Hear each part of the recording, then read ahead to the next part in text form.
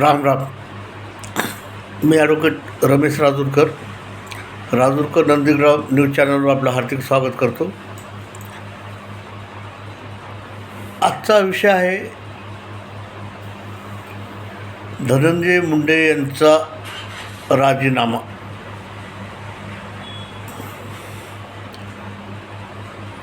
हात झाली हो. मनाची तरी ठेवावी ना, जनाची नाहीच. आता जनाची लाच संपलेली आहे, पण या धनंजय मुंडेला मनाची तरी थोडी लाच शिल्लक पाहिजे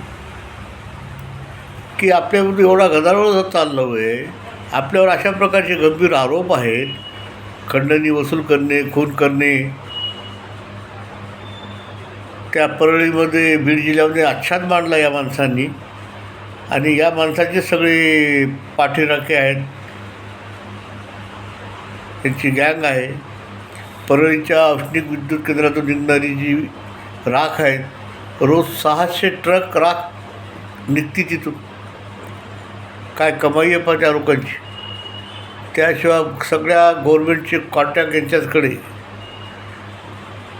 कोणती स्कीम आली की त्या कंपनीला खंडणी मागणार, विरोध केला की खून करणार.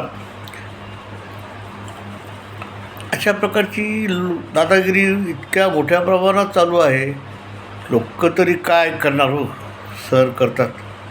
वाचत नाही. कित्येक लोकांचे खून झालेले त्यामध्ये आत्तापर्यंत. कोणाचाही तपास नाही करत. पोलीस स्टेशनच त्यांचं आहे ना.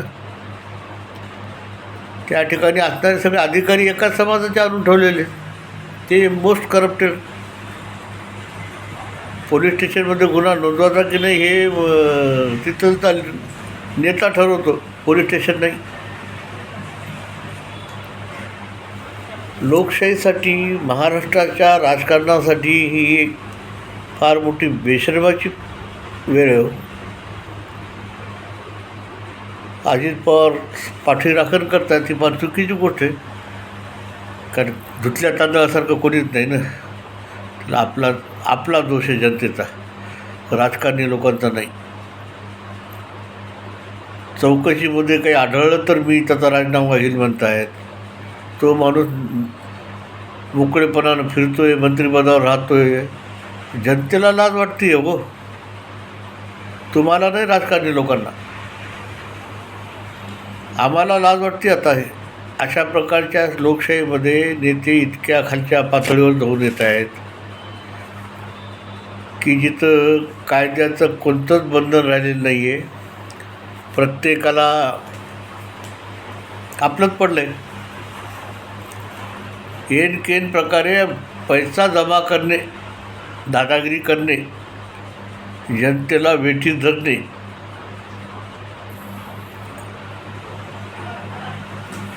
महाराष्ट्रातल्या भारतीय जनता पक्षाच्या सरकारनं तरी ही भूमिका ठेवायला पाहिजे की याचा राजीनामा घ्यायला पाहिजे म्हणून.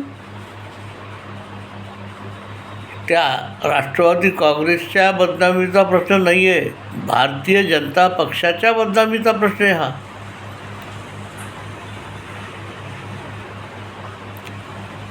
आणि भारतीय जनता पक्षातले इतर नेते कसं खपून घेत आहेत, अमित शहांना हे गोष्ट कळायला पाहिजे.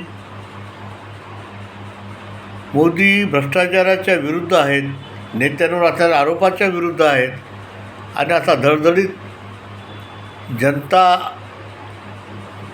ओरडती आहे, सगळे पक्ष ओरडत आहेत. ते एक सामाजिक कार्यकर्ता आहेत, तिनं तर पुरावे दिलेत.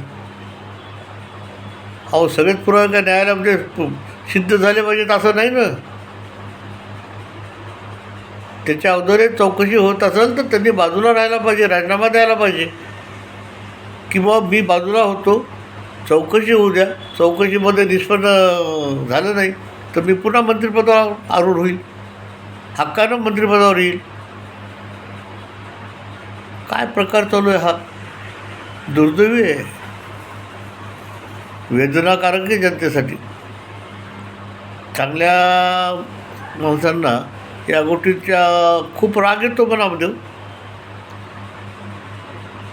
पण शेवटी आपण काही करू शकत नाही, तर दुर्दैव आहे. आता याच्यासाठी न्यायालयामध्ये रिट पिटिशनही झालेले. आता न्यायालयानं तर यांचा राजीनामा घ्यावा चौकशीपर्यंत त्यांना मंत्रिपद ठेवू नये म्हणून आदेश करावा. काय प्रत्येक गोष्ट न्यायालयाकडून आदेश घ्यायची वेळ आलेली आहे. सरकारच्या लेवलवर काही निर्णय व्हायला पाहिजे ते होण्याची काही शक्यता दिसत नाही आहे. आणि महाराष्ट्राचे मुख्यमंत्री फडणवीस यांनी या बाबतीमध्ये स्वच्छ प्रतिमा राहण्यासाठी स्वच्छ कारभार करायचा आहे, जनतेचं सरकार आहे, जनतेसाठी आहे, अशा प्रकारच्या घोषणा केलेल्या आहेत. हे पारदर्शीपणा आला पाहिजे. यानंतर दुसरं एक, महाराष्ट्रात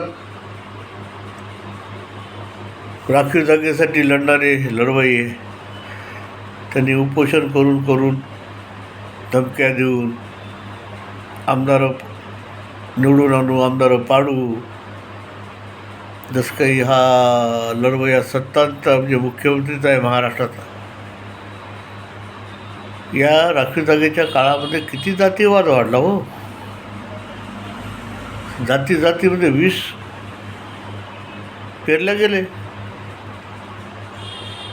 आता त्यांना उपरती झाली की मी आता उपोषण करणार नाही यापुढे, आम्ही आभारी आहे तुमचे, तुम्ही उपोषण करून तुमच्या जीवाला त्रास देऊ नका, शरीराला. जनतेसाठी जगा, जनतेसाठी लढा, पण कायदेशीर मार्गानं ना. धमक्या देण्याची कोणती भाषा झाली.